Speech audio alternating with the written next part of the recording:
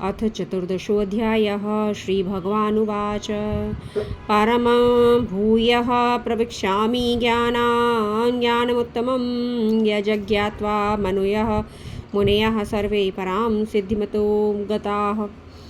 श्री भगवान बोले, ज्ञानों में अति उत्तम परम, उस परम ज्ञान को मैं फिर कहूँगा जिसको जानकर मुनिजन इस संसार से मुक्त होकर परम सिद्धि को प्राप्त हुए हैं। अर्थात मुनि अर्थात आपकी बात चल रही है, यह भी जान लीजिए, कोई और मुनि नहीं है। मुनि हम ही कहलाते हैं।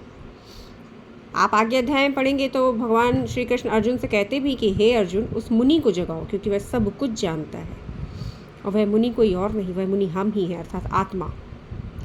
इदं ज्ञानमुपाश्रित्य मम साध्यर्मगात्मागताः सर्गे अपि नोपजायन्ते प्रलये न व्यवहन्ति च। इस ज्ञान को धारण करके मेरे स्वरूप को प्राप्त हुए पुरुष सृष्टि के आदि में पुनः उत्पन्न नहीं होते और प्रलय काल में भी व्याकुल नहीं होते हैं। मित्र, ये जो प्रलय काल की बात चली, आपने मार्कंडेय पुराण के अनुसार मार्कंडेय ऋषि के साथ भी यही हुआ था कि जब प्रभु से उन्होंने कहा कि मैं आपका माया देखना चाहता हूँ, तो उन्होंने प्रलय भी दिखाया था, क्योंकि जो कुछ प्रकृति में है वह होगा। प्रकृति प्रतिपल परिवर्तित होती रहती है, सब कुछ है प्रकृति में। संचालित कौन कर रहा है? अच्छा, संचालन किससे हो रहा है? ऊर्जा किससे मिल रही है? यह भी आप जानते हो, उसे एक परमात्मा से मिलती है। तो सभी जीवों में सभी के भीतर वही एक परम ऊर्जा विद्यमान है। लेकिन जो तत्व से परमात्मा को जान जाता है, जो ये जान जाता है कि परम पिता परमात्मा प्रकृति से भिन्न है, वह परम सिद्धि को प्राप्त हो जाते हैं, परम ज्ञान को धारण कर लेते हैं और यह संसार से मुक्त हो जाते हैं। दोबारा उनका जन्म नहीं होता है अर्थात। और जब प्रलय काल प्रकृति में होता है तो वे मुक्त होते हैं, इसलिए भयभीत भी नहीं होते। मम योनिर्महद् ब्रह्म तस्मिन् गर्भ दधाम्यहं संभवः सर्वभूतानां ततो भवति भारत। हे अर्जुन, मेरी महत ब्रह्म रूप मूल प्रकृति संपूर्ण भूतों की योनि है। मैं उस योनि में चेतन समुदाय रूप गर्भ का स्थापन करता हूँ। उस जड़ चेतन के संयोग से सब भूतों की उत्पत्ति होती है। मेरी महत ब्रह्म रूप मूल प्रकृति, इसमें मूल प्रकृति की बात चल रही है, जो परम शुद्ध है, संपूर्ण भूतों की योनि है, अर्थात उत्पन्न करता है। और उस योनि में चेतन समुदाय रूप गर्भ का स्थापन करता हूँ तथा चेतना स्थित करते हैं। वह चेतना जिससे सब कुछ जागृत हो जाता है।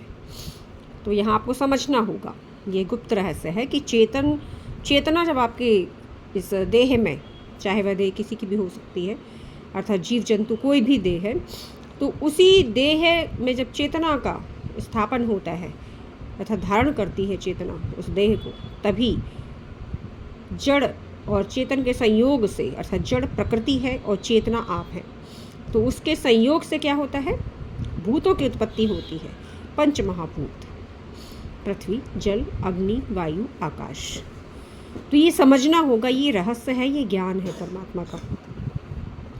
एक जड़ प्रकृति है और एक चेतन प्रकृति है। तो जो चेतन प्रकृति है वह मूल प्रकृति है। मूल प्रकृति की ओर आपको बढ़ना होगा। अभी आप जड़ प्रकृति में स्थित हैं। सर्वयोनिषु कौन्तेय मूर्तयः सम्भवन्नितः याः तासां ब्रह्म महद्योनिरः बीजप्रदः पिता। हे अर्जुन, नाना प्रकार की सब योनियों में जितनी मूर्तियां और अर्थात शरीरधारी प्राणी उत्पन्न होते हैं, प्रकृति तो उन सबको गर्भ धारण करने वाली माता है और मैं बीज को स्थापित करने वाला पिता हूँ। हम सभी उस प्रकृति में स्थित हैं, अर्थात उस चेतन प्रकृति में स्थित हैं। और चेतना कौन है? परमात्मा है, पिता है हमारे। तो हे अर्जुन, नाना प्रकार की सब योनियों में जितनी मूर्तियाँ, अर्थात जितनी भी जड़ शरीरधारी हैं, उनकी चेतना से ही वह शरीर कार्य करता है। तो प्रकृति तो उन सब की गर्भ धारण करने वाली माता, इसलिए हमारे यहाँ प्रकृति को माता कहा जाता है। और जो परम पिता हैं वह बीज को स्थापित करने वाले पिता हैं, अर्थात चेतना को स्थापित करने वाले पिता हैं। सत्वं रजस्तम इति गुणाः प्रकृतिसम्भवाः निबर्धन्यतीन्ति महाबाहो देहे देहिनस्मभयम्। हे अर्जुन, सत्वगुण तो रजोगुण और तमोगुण अविनाशी जीवात्मा को शरीर में बांधते हैं, अर्थात तीनों गुण शरीर में बांधते हैं। तभी मैंने आपसे अपना आध्यात्मिक जगत चैनल में बताया है कि आपको तीनों गुणों से परे जाना है। भगवान श्री कृष्ण क्या कहते हैं कि तीनों गुण शरीर को, जीवात्मा को शरीर में बांधते हैं, क्योंकि तीनों का अहंकार है। सत्वगुणी अहंकार है, रजोगुणी अहंकार है, तमोगुणी अहंकार है। इसीलिए इन अहंकार के वशीभूत होकर हम हर विषय को भोगना चाहते हैं। हम सुख में बंधते जाते हैं, आशा करते हैं, सुख की चाह रखते हैं। तत्र सत्वं निर्मलत्वात् प्रकाशकमनामयं सुखसंगेन बध्नाति ज्ञानसंगेन चानघ। हे निष्पाप, उन तीनों गुणों में सत्व गुण तो निर्मल होने के कारण प्रकाश करने वाला और विकार रहित है। वह सुख और ज्ञान के अभिमान से बांधता है।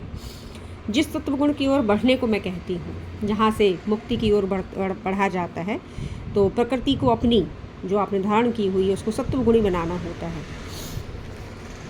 तो उन तीनों गुणों में सत्वगुण को निर्मल बताया गया है, प्रकाश करने वाला और विकारों से रहित है, क्योंकि उस एक परमात्मा के हम शुद्ध भक्ति के द्वारा शुद्ध और निर्मल हो जाते हैं।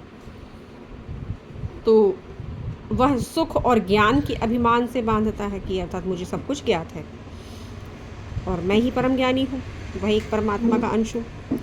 रजोरागात्मकं विद्धि तृष्णा संग समुद्भवं तन्निबध्नाति कौन्तेय कर्म संगेन देहिनम्। राग रूप रजोगुण को कामना और आसक्ति से उत्पन्न जान। अब आप में जब मैंने बताया कि ब्रह्मा जी की उत्पत्ति हुई तो ब्रह्मा जी को कर्म करना था। कैसा?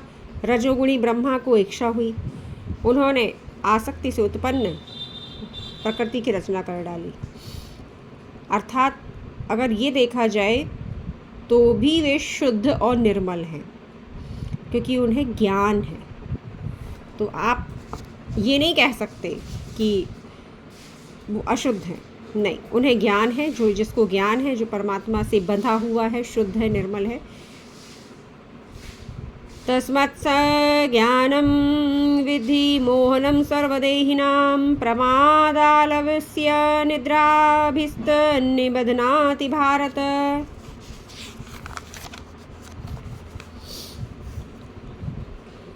सब देहाभिमानियों को मोहित करने वाले तमोगुण को अज्ञान से उत्पन्न जान।